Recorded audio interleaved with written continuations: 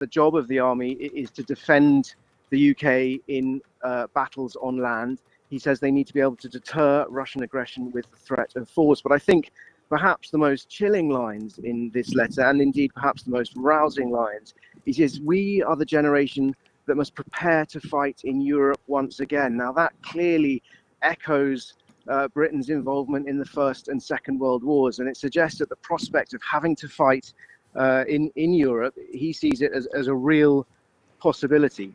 Boris Johnson has told the Sunday Times the West needs to be prepared for a long war in Ukraine.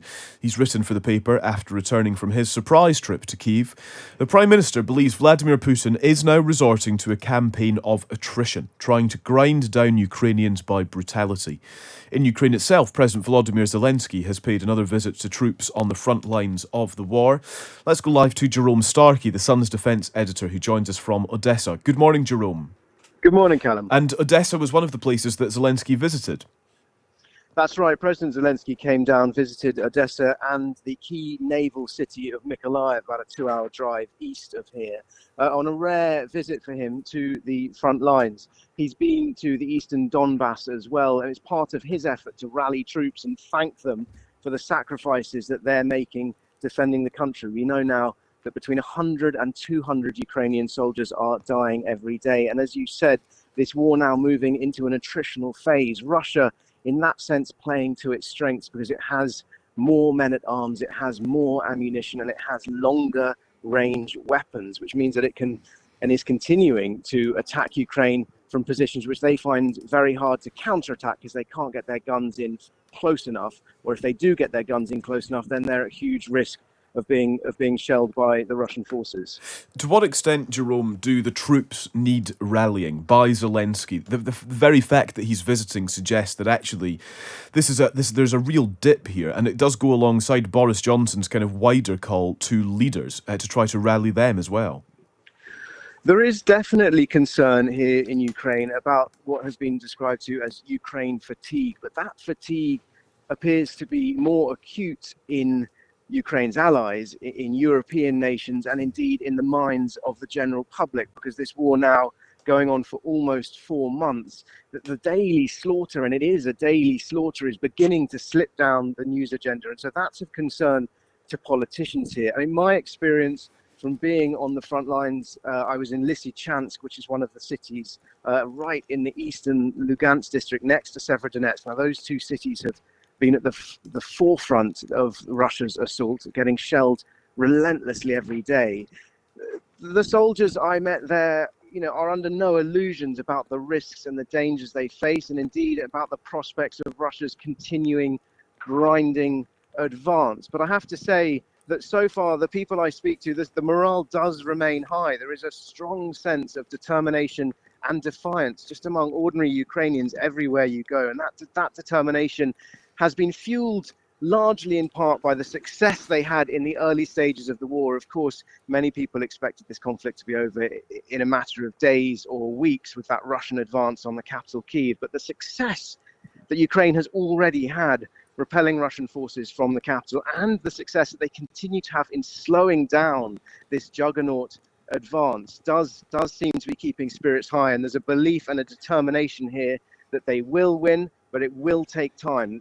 I suppose the one thing that is under constant discussion is really what will that victory look like? Will it be a return to the 24th of February, which would mean that Russia continues to occupy and control the eastern part of the Donbass? Will Russia continue to occupy Crimea?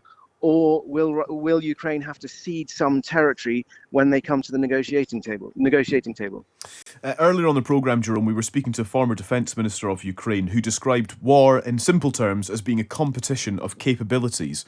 And it's very much sort of stuck with me, and it's alongside the Prime Minister's comments, but also in terms of thinking through how much or how quickly the Prime Minister's plans can have an impact there on the front lines. And even things like, for example, getting weapons to the front lines is logistically very difficult.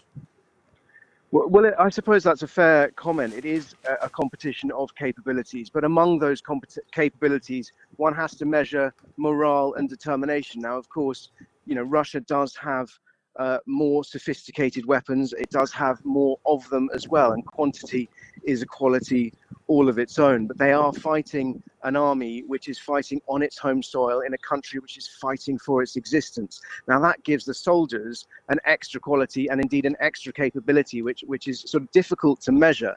Nonetheless, I mean, clearly Boris Johnson's plan to train up to, I think it's 10,000 troops every 120 days is a recognition that this fight is going to go on potentially for many, many months. And that means Ukraine is going to need to bring new recruits into the fight, and those people are going to need to be trained up. Now, clearly, by training them outside Ukraine, that gives them an element of protection, because anywhere that soldiers mass in great numbers here in Ukraine is vulnerable to strikes. Russian cruise missiles can reach every part of this country, and indeed they have. So an important announcement, and one that has been welcomed here.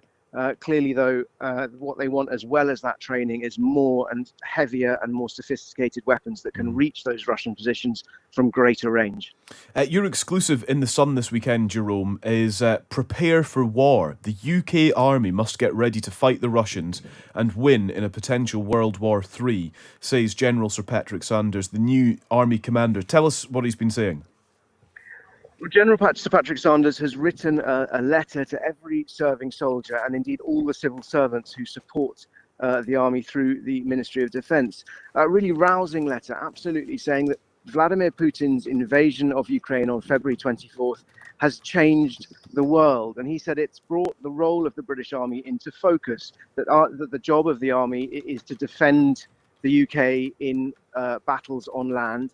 He says they need to be able to deter Russian aggression with the threat of force. But I think perhaps the most chilling lines in this letter, and indeed perhaps the most rousing lines, he says, we are the generation that must prepare to fight in Europe once again. Now that clearly echoes Britain's involvement in the First and Second World Wars, and it suggests that the prospect of having to fight in Europe, he sees it as a real possibility.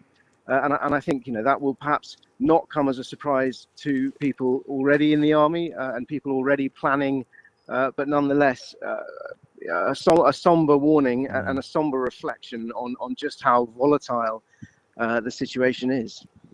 Jerome, it's always so good to speak to you. Thank you very much for joining us.